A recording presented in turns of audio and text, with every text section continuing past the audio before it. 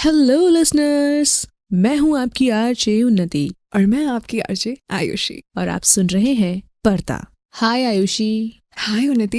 ये तुम क्या कर रही हो? कुछ नहीं। ये देखो, ये कितने क्यूट है ना। ये मैंने कल ही पपीज खरीदे हैं। वाओ, क्यूट तो है, पर इनका नाम क्या है? इनका नाम ना बहुत ही ज्यादा इंटरेस्टिंग है। पता है क्या? क्या? रंगा बिल्ला। रंगा बिल्ला? हाँ, ये ब्लैक वाला रंगा और ब्राउन वाला बिल्ला। क्यूट है ना नेम? नहीं।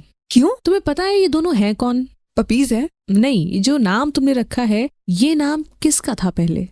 मुझे ये तो नहीं पता, पर मैंने ऐसे काफी बार इस नाम को सुना, तो मुझे इंटरेस्टिंग नाम लगा, तो मैंने कहा यार पपीज का रख देते हैं। आयुषी, अगर तुम्हें पता होता ना ये दोनों नाम किसके हैं तो आई थिंक तुम्हें नाम रखती ही नहीं कभी। किसके हैं? एक ऐसी जोड़ी की जिसने लोगों के दिलों में खौफ बैठा दिया था, एक ऐसी जोड़ी की जिसकी मौत का इंतजार पूरा देश कर रहा था। रियली? क्या तुम मुझे बताओ कि कहानी है क्या, और भाई क्यों इनकी मौत का इंतजार पूरा देश कर रहा था? जरूर। दिल्ली जितनी ही फेमस है उतनी ही पुरानी है। दिल्ली की हर गली में एक नया किस्सा है, एक अनसुनी कहानी है। दिल्ली के किस्से गानों से लेकर मिर्जा गालिब के शेरों में तक मिलते हैं। उसी दिल्ली में एक ऐसी खौफनाक जोड़ी आई जो लोगों के जख्मों की निशानी बन गई, और एक ऐसी जोड़ी जिसकी मौत का इंतजार हर कोई कर रहा था। और उससे बड़ी बात, जब दोनों को फांसी हुई तो उनमें से एक फांसी पर 2 घंटे लटकने के बाद भी जिंदा था। जिंदा? कौन? नाम रंगा बिल्ला। पर ऐसा क्यों? उन्होंने आखिर ऐसा किया क्या था जो उन्हें मौत की सजा सुना दी गई? तो इसको समझने के लिए तुम्हें पूरा केस सुनना पड़ेगा। यूं तो दुनिया में हर तरह के क्रिमिनल्स आए, और हमने कई तरह के क्रिमिनल्स खुद अपने पर्दा में भी कवर किए हैं। कुछ साइको हैं, कुछ ऐसे जिनकी बैक स्टोरी में कुछ हुआ था जिसकी वजह से उन्हें लोगों को दर्द देने में मजा आने लगा, और कुछ आज की स्टोरी जैसे। मतलब दर्द देने में मजा आने लगा? क्या थी पूरी स्टोरी, मुझे बताओगे क्या? तो चलो कहानी शुरू करते हैं। तुम मुझे सुनकर बताना कि ये जोड़ी साइको थी या थोड़ी हटकर थी। बात है 1978, शनिवार 26 अगस्त। 2 बच्चे जिनकी उम्र थी 16 और 14 साल। आज उनका ऑल इंडिया रेडियो पर शो था। नाम था गीता, जो कि थी 16 साल की, और उसका छोटा भाई जिसका नाम था संजय, जो कि था 14 साल का। रात के 8 बजे थे। रेडियो ट्यून किया जाता है। ऑल इंडिया रेडियो की ओपनिंग म्यूजिक प्ले होती है और एक आवाज आती है, सभी को नमस्कार। इसके बाद जो आवाज आनी थी वो गीता की थी। ना गीता की आवाज आई और ना संजय की। जो आवाज आई वो किसी और की थी। घर वालों में एक निराशा छा गई, जो कि लाजिम भी था। उनको लगा कि शायद उन्होंने कोई गलत चैनल ट्यून कर लिया है और चैनल बदले गए, पर उनकी बेटी की आवाज उन्हें कहीं नहीं सुनाई पड़ी।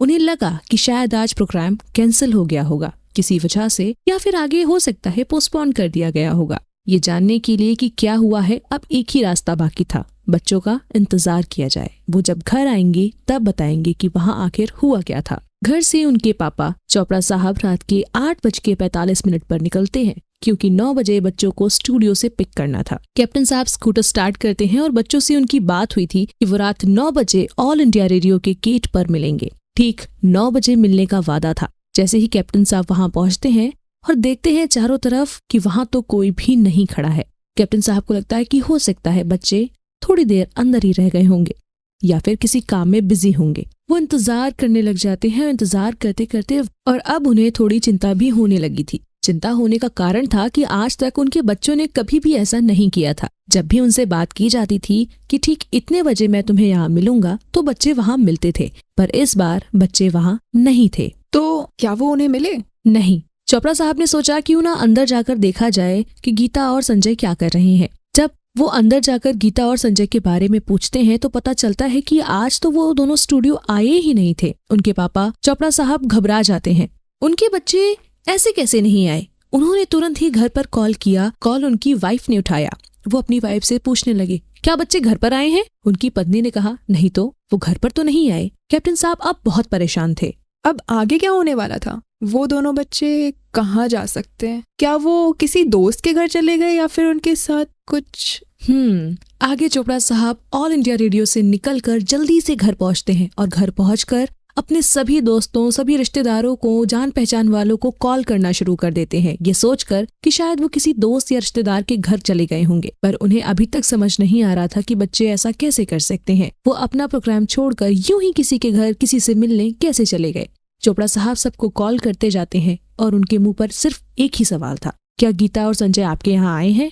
और सबका बस एक ही जवाब था कि नहीं, वो यहाँ नहीं आए। चोपड़ा साहब की हिम्मत टूटती जा रही थी, घर में टेंशन बढ़ती जा रही थी। दोनों बच्चे उनकी अचानक से कहीं गायब हो चुके थे। बच्चों को लेकर अभी तक कोई भी खबर नहीं मिल रही थी। घर में एक एक मिनट भारी पड़ रहा था। हर आहट पर, हर कॉल पर एक ही उम्मीद होती थी कि शायद उनके बच्चे आ गए हों या उनके बच्चों की कोई खबर आ गई हो। पर हर बार ये उम्मीद टूट जाती थी और पहले से ज्यादा बुरी तरह से टूट जाती थी। माँ बाप का दिल बैठा जा रहा था, ऐसे कैसे हो सकता है? उनके बच्चे कहाँ हो सकते हैं? और उससे भी बड़ी बात, क्या वो सेफ हैं या फिर उनके साथ कोई हादसा हो गया है? समझ सकती हूँ मैं। घर पे बिना बताए अगर मैं आज भी कहीं चली जाऊं तो माँ बाप परेशान हो जाते हैं।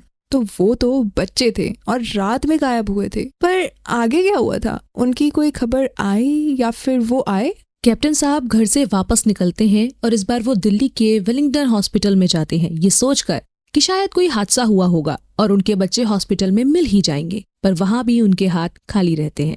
रात के 11:30 बज चुके थे और 11:30 बजे कैप्टन साहब वापस अपने घर खाली हाथ, हताशा के साथ उदास आ जाते हैं। उस रात दोनों पति पत्नी एक मिनट भी नहीं सोए थे। उन्हें भी शायद एक आइडिया लग गया था कि उनके बच्चे खुद नहीं गए, वो कहीं ना कहीं किडनैप हो चुके हैं।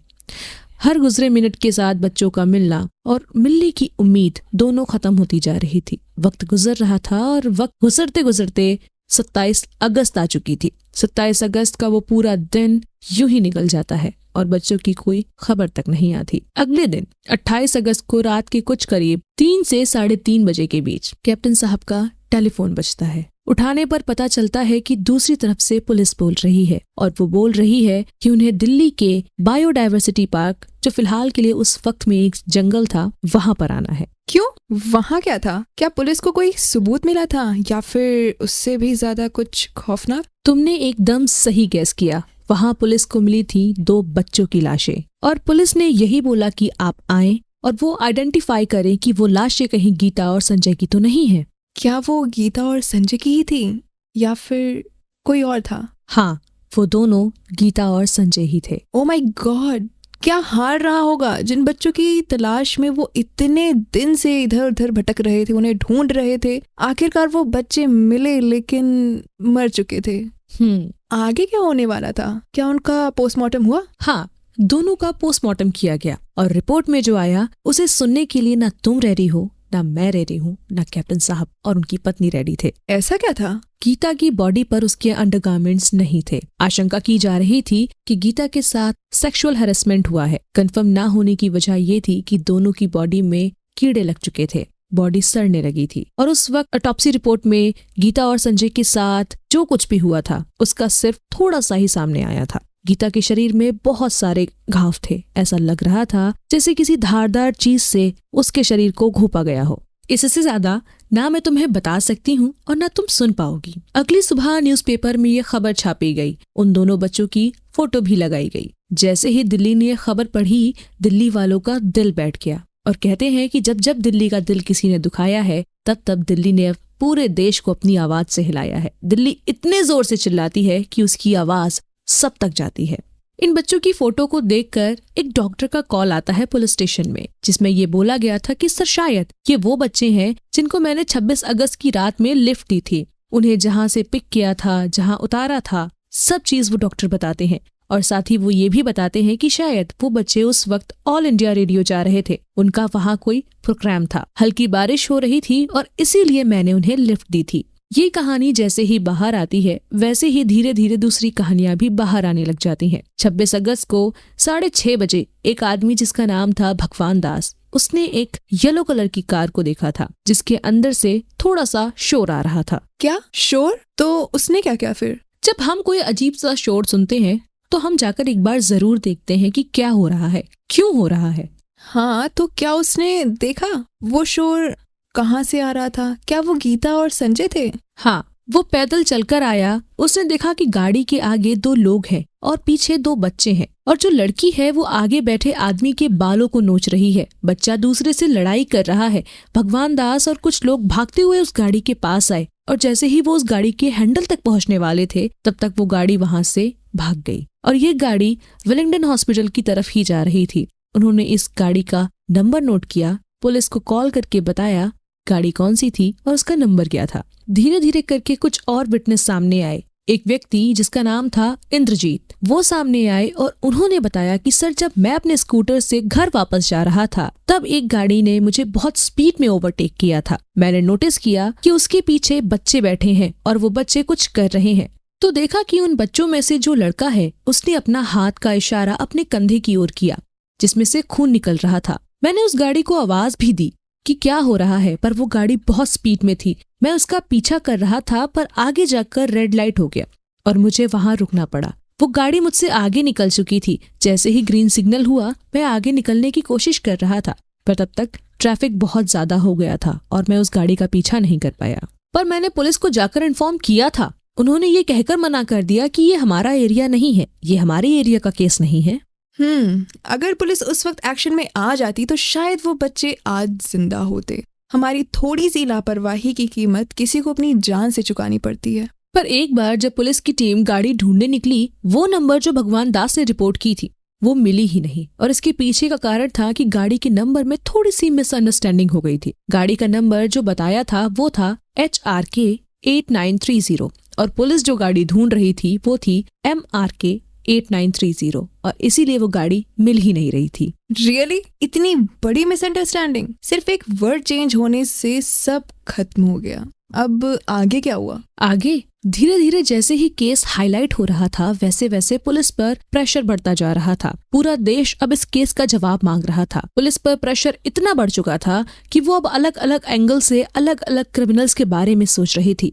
तब पुलिस का ध्यान जाता है रंगा बिल्ला पर, एक ऐसी वांटेड जोड़ी जिसने अपने क्राइम को अलग अलग लोकेशंस पर अंजाम दिया है। लेकिन दिल्ली पुलिस ने जब मुंबई पुलिस से बात की तो कोई क्लू हाथ नहीं लगा। न्यूज़पेपर पर फोटो निकाली गई और पब्लिक से भी हेल्प मांगी गई। इतना वक्त गुजर गया और अभी तक क्रिमिनल्स का कुछ पता ही नहीं चला। खैर, हर बार यही होता है, बुरे लोगों की किस्मत हर बार उनका ज्यादा साथ देती है। हाँ, पर ज्यादा देर तक नहीं। एक वक्त के बाद किस्मत और भगवान दोनों साथ छोड़ देते हैं। मतलब दिल्ली की एक पार्क में लोगों की भीड़ लगी हुई थी। भीड़ थी एक कार को लेकर। सभी लोग कार को लेकर लड़ रहे थे कि वो कार किसकी है जो नो पार्किंग में खड़ी हुई है। और तब पुलिस के पास कॉल गया। जब पुलिस आई तब गाड़ी के नंबर से गाड़ी के ओनर के बारे में जब पता चला तो उनका नाम था अशोक शर्मा। उनके पास कॉल किया गया और उनसे कहा गया कि आप चाबी लेकर तुरंत पार्क में आइए। हालांकि गाड़ी का कलर सिर्फ उनकी गाड़ी से मैच हो रहा था, नंबर नहीं। लेकिन इसके बाद भी वो शरीफ सा इंसान चाबी लेकर गाड़ी के पास पहुंच जाता है और जैसे ही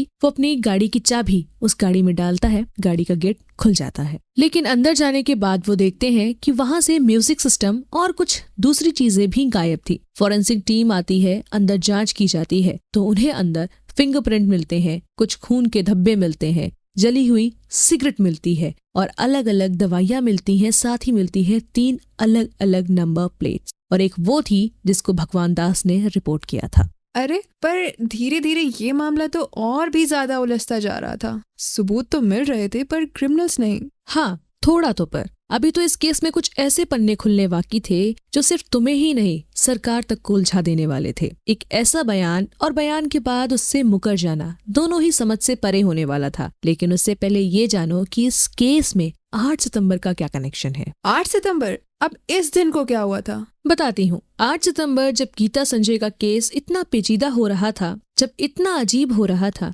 वही 8 सितंबर के दिन एक ट्रेन के डिब्बे में कुछ आर्मी के लोग सफर कर रहे थे। वो उस डिब्बे में 2 लोग चढ़ते हैं और जिस डिब्बे में वो चढ़े थे वो आर्मी के लिए रिजर्व था। जब सैनिकों ने सवाल जवाब किया तब उन्हें समझ आ गया था कि ये जो कोई भी है ये यहाँ लूटपाट के इरादे से आए हैं। तब उन्होंने थोड़ा स्ट्रिक्टली बात की और जैसे ही उन दोनों लोगों को ये पता चला कि यहाँ पर कुछ सैनिक पंजाबी हैं तो वो दोनों कहने लगे कि अरे हम भी तो पंजाबी हैं, हमसे क्यों लड़ रहे हो। और इसके बाद वो दोनों मराठी में बात करने लगे थे और उनकी खराब किस्मत ये थी कि वहाँ मौजूद कुछ सैनिक मराठी भी जानते थे और वो तुरंत समझ गए कि ये वेपन छीनने की बात कर रहे हैं। आर्मी और उन दोनों लोगों में झड़प होती है। इतने में वहाँ मौजूद जो लोग न्यूज़पेपर पढ़ रहे थे उन्हें ध्यान आया कि ये चेहरा जो मैं अभी देख रहा हूँ इसको पहले भी कहीं देखा है। जब उन्होंने याद किया तो समझ आया कि ये वो लोग हैं जिनका फोटो न्यूज़पेपर में निकला हुआ है और ये दोनों क्रिमिनल हैं। अच्छा, तब क्या किया आर्मी वालों ने? क्या ही करना था, आर्मी ने सीधा उन्हें पकड़ा, रस्सी से बांधा और पुलिस के हवाले कर दिया। गुड। पर ये दोनों कौन थे?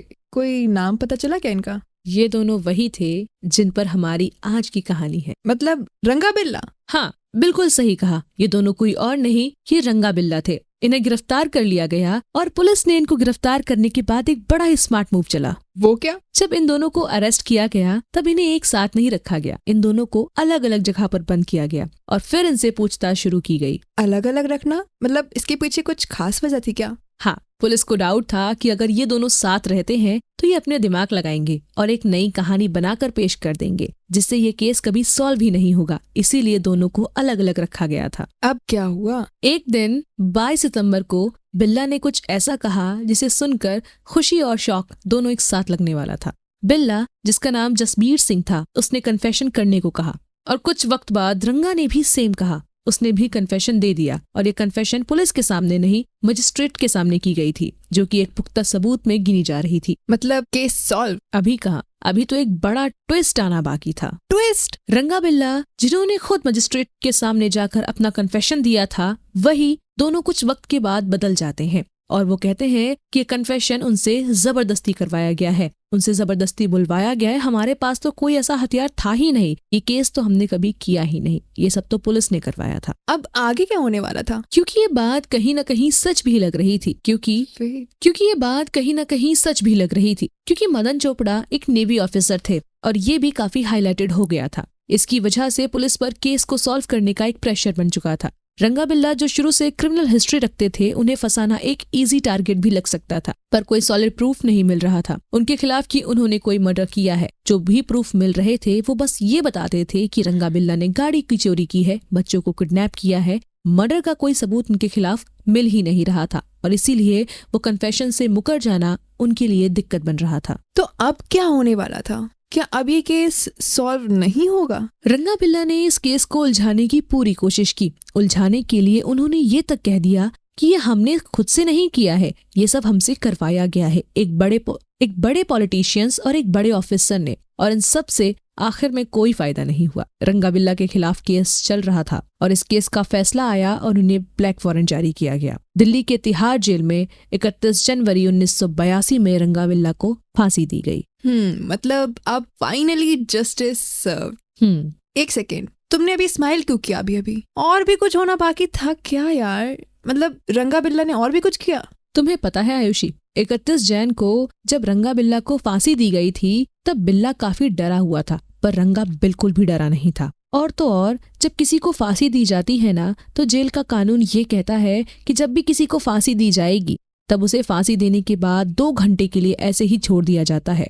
2 घंटे के बाद जेल का मेडिकल एक्सपर्ट आता है, वो आकर चेक करता है कि पल्स वगैरह चल रही है या नहीं। अगर बंद है तो वो डिक्लेयर करता है कि इंसान मर गया है। पर रंगा बिल्ला के केस में जब फांसी हुई 2 घंटे के लिए उन्हें यूं ही छोड़ दिया गया। 2 घंटे बाद जब मेडिकल एक्सपर्ट ने आकर चेक किया तब बिल्ला तो मर गया था पर रंगा जिंदा था। What? How? मतलब ये कैसे हो सकता है यार कि कोई 2 घंटा फांसी पे लटकने के बाद भी जिंदा? How is that can possible? सिर्फ तुम्हें ही नहीं, वहाँ खड़ी टीम भी ऐसे ही हैरान थी। जो भी इस केस को पढ़ता है सही हैरान होता है। इसके बाद क्या हुआ? इसके बाद रंगा के पैरों को पकड़कर एक सिपाही ने खींचा, तब जाकर उसकी पल्स बंद हुई और वो फाइनली डेड डिक्लेयर कर दिया गया। ओह माय गॉड उन्नति, ये केस, ये कहानी और ये नाम अब मेरे दिमाग से कभी नहीं जाने वाला। I understand and I think दोस्तों आपके दिमाग से भी रंगा बिल्ला अब कभी नहीं जाएंगे। तो बस आज के लिए इतना ही। अब हमारा वक्त हो गया है आपसे विदा लेने का, तो हमें दीजिए इजाजत। फिर मुलाकात होगी, तब तक के लिए रखिए अपना ख्याल। मिलते हैं एक और ऐसी ही सच्ची घटना को लेकर के। तब तक